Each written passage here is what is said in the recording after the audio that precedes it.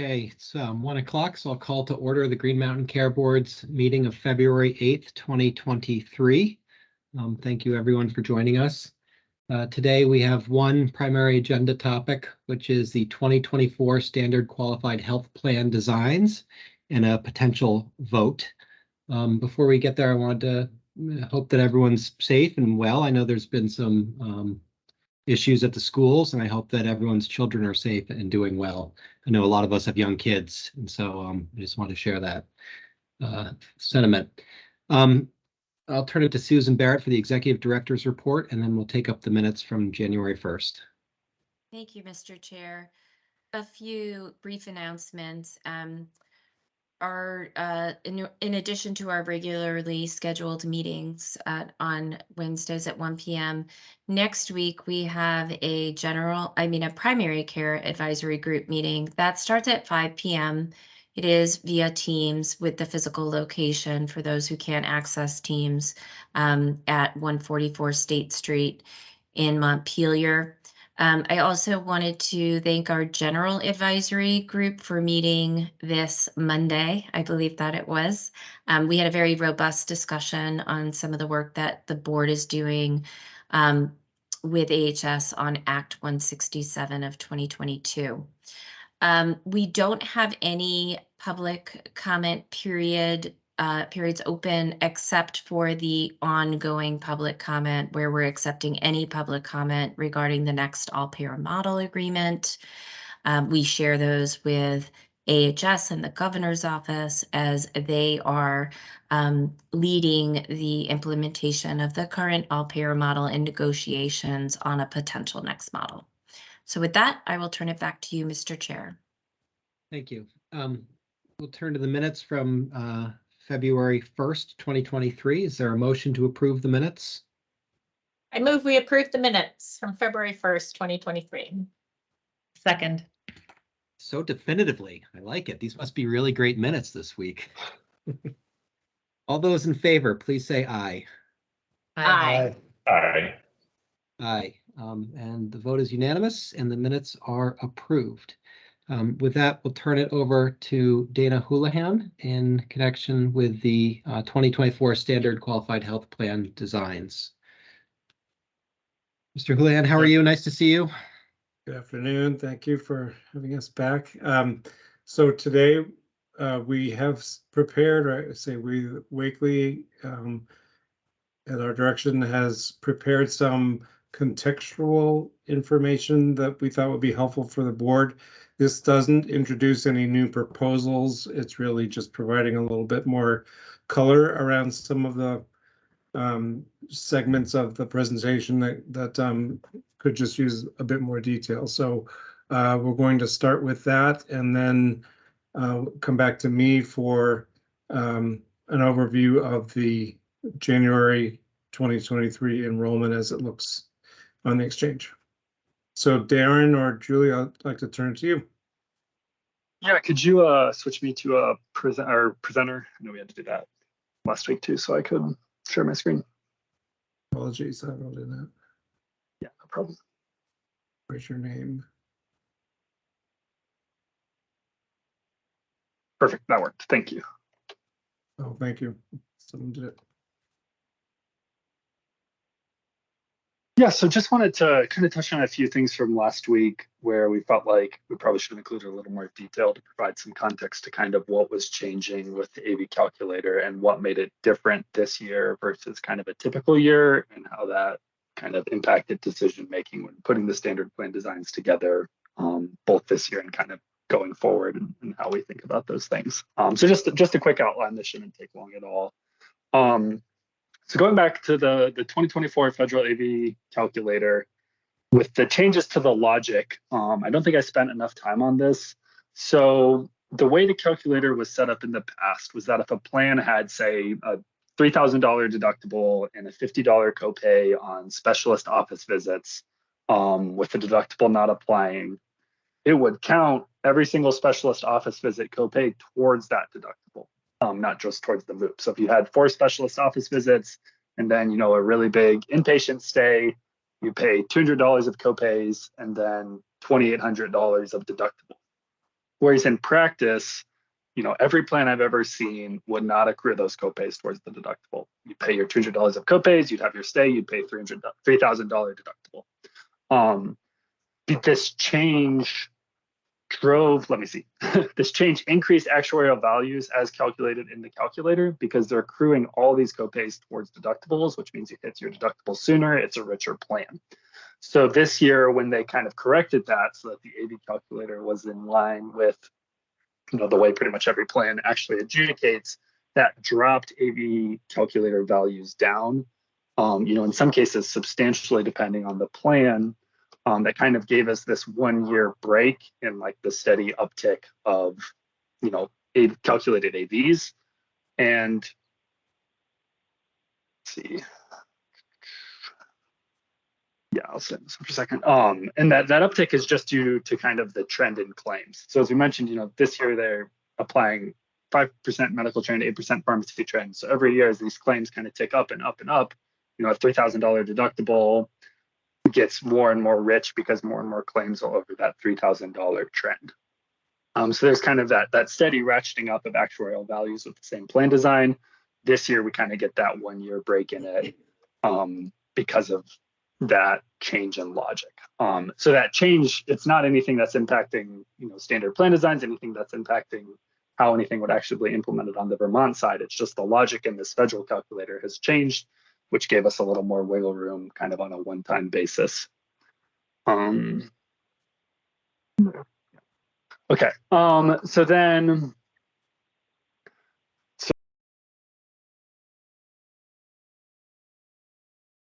so, you know, gold stayed mostly the same. Silver, we saw that decrease.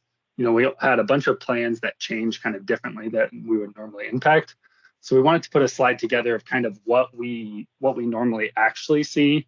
So we've got the plans broken down off to the left here. You know, min and max probably not as impactful, but this is kind of the average year-over-year change we typically see in AV for each of these plans. You know, this is going back to, I want to say 2016. So we have a substantial amount of years of AV calculator updates. So on average, every year they release a new calculator, the gold plan design goes up 1.3% before we change anything. And if that bumps it up past that 82%, now it's out of compliance and we have to reduce benefits to get it back into compliance. You know, the silver deductible plan, for whatever reason, seems to be especially impacted by these kind of year-over-year updates, an average change of almost 1.7%. So again, every year you have this, you know, really big ratcheting effect that's happening that we have to counteract through plan designs. You know, this year, you know, the actual change we saw, you know, was obviously dramatically different for some of these plans. You know, silver deductible, that plan has a lot of copays, so this change was especially impactful.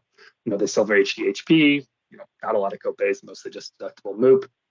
Didn't really change the story at all on that one, or the bronze without RX limit plan.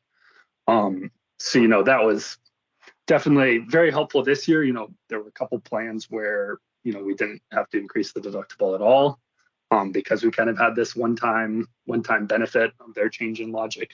But just wanted to spend a little more time on that to kind of, you know, show the average changes year over year. Just, you know, that's the federal value increasing. That's kind of what we have to counteract just to stay in compliance with AV ranges. We also had another question on just what deductibles apply to in the different plans. So just put together a quick table of kind of where the deductible is waived or applies. So platinum, gold, silver deductible, pretty standard waive for preventive office visits. That's primary care and specialist, your urgent care and your ambulance. And then drug is waived for generic scripts. And then on, you know, the rest of the plans, mostly it's just waived for preventive.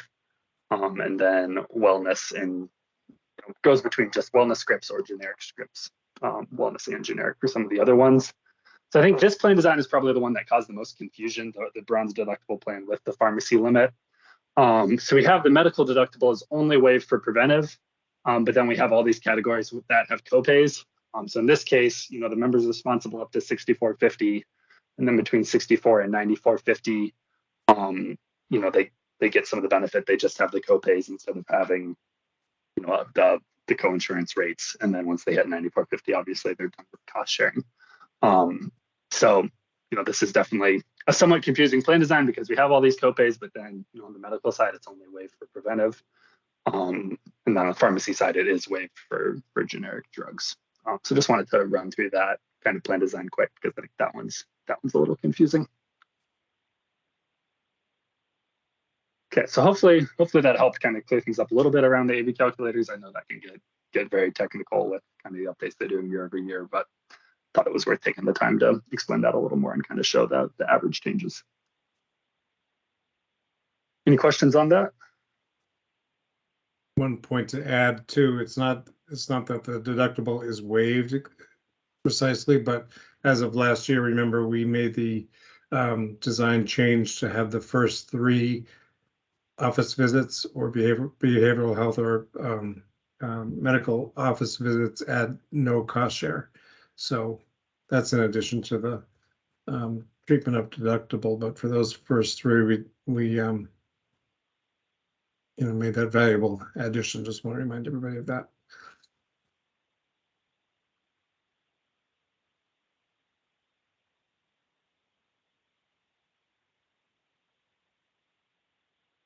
Is there anything else, Mr. Houlihan, or are you? Well, I can move to the overview of enrollment unless there are questions on this information from Wakely. Well, okay to move on. Yes, please. Thank you. Okay. Can people see my screen? Not yet.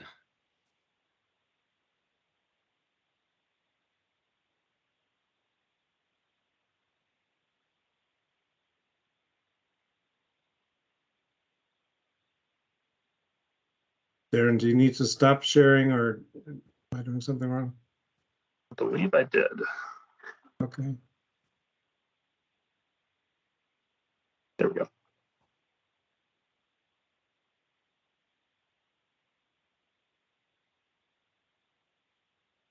Okay, so this is just an overview of the on-exchange enrollment. And this is covered lives, not by household. So this first slide just shows it by plan type.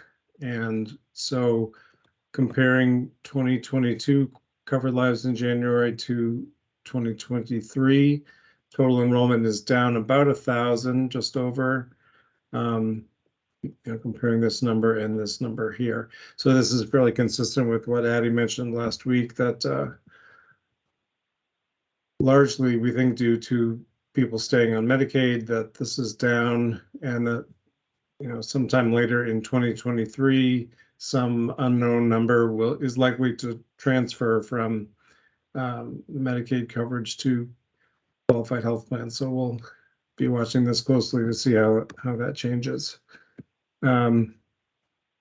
Specifically, we were asked about the enrollment in the plans that are impacted by VCSR. That's the 73 and 77% CSR levels. We've got just over 1,000 in the 73% CSR level 4, and about 2,000 in the 77%. So those 2 cohorts would be impacted by the removal of VCSR if that goes forward.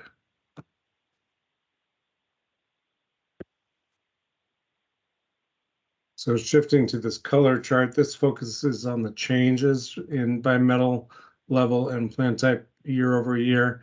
So it's really down in most categories except for bronze, which is slightly up, and the no CSR silver plan or silver plan type is up a bit, but again down a little over 1,000 overall.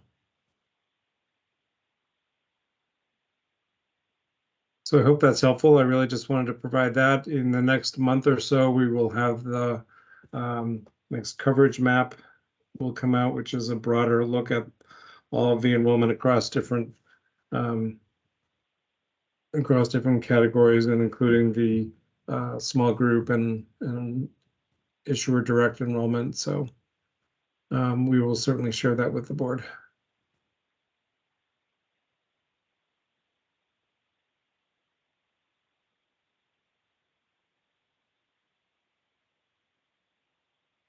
So that's what we had prepared to show today. So turn it back to you, I guess, if there are questions or other things that we can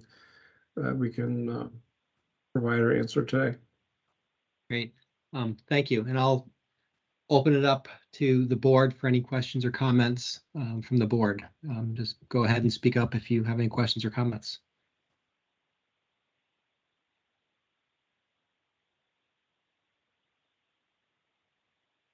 Okay. My only comment is I see that you and Member Walsh must go to the have the same shopping experiences. I'll turn it to the healthcare advocate for any questions or comments they may have. Hi, Chair Foster. This is Charles Becker, staff attorney with the Office of the Healthcare Advocate.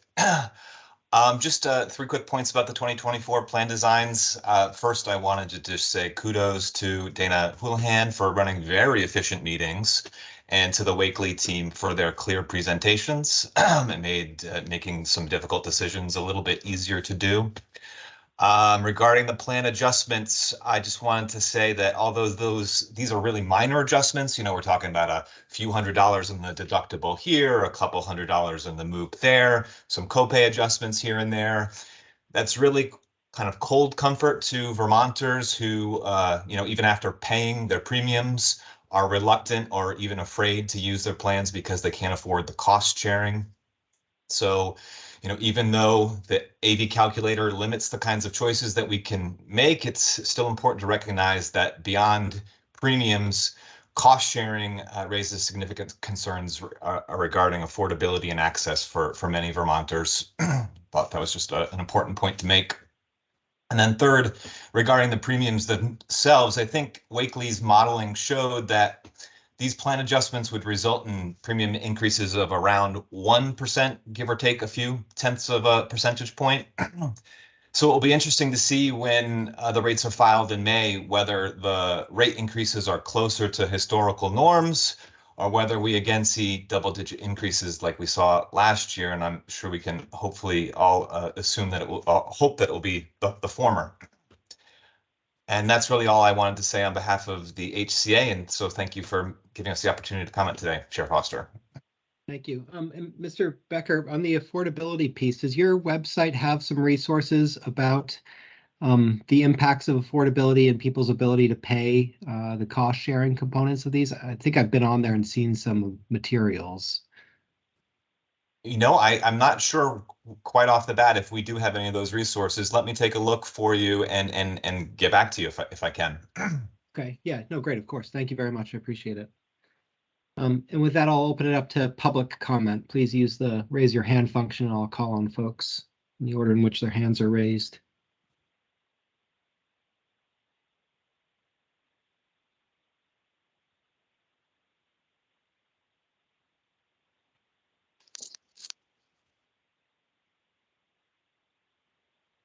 Mr. Carpenter, how are you? Walter.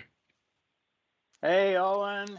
Hey. Well, hanging in there. My second Good. GMCB meeting of the week, so I won't go through withdrawal symptoms. You do as many as I do. Maybe more, right? Historically, definitely. Yeah, historically, you're right. Probably about 1,000. Anyway, I just wanted to back up the legal aids comment and say that the only thing exceptional about American healthcare is how it screws the patient with these deductibles. Typical Walter comment. We appreciate all of the comments we receive, and I appreciate you stepping up and making your comments, Walter. So thank you for doing it. Are there any other public comments?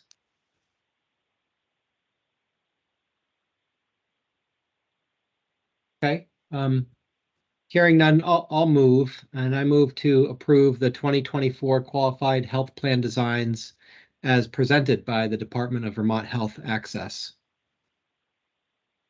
I'll second. And all those in favor, please say aye. Aye. Aye. Sorry, Dr. Merman, I didn't hear you. Aye, yes. Sorry, Okay, and- having mute issues. No, that's fine. And I'm also an aye, so the vote is unanimous, and it carries. And Well, we thank Mr. you, and it's, as I'm understanding it, there will be no modifications. We would go with the proposed designs in each case. That's correct. Thank you. Thank you for your presentations and making this very easy for us to understand a complex area, especially for myself as a new member. So thank you. Absolutely. Thank you all. Great.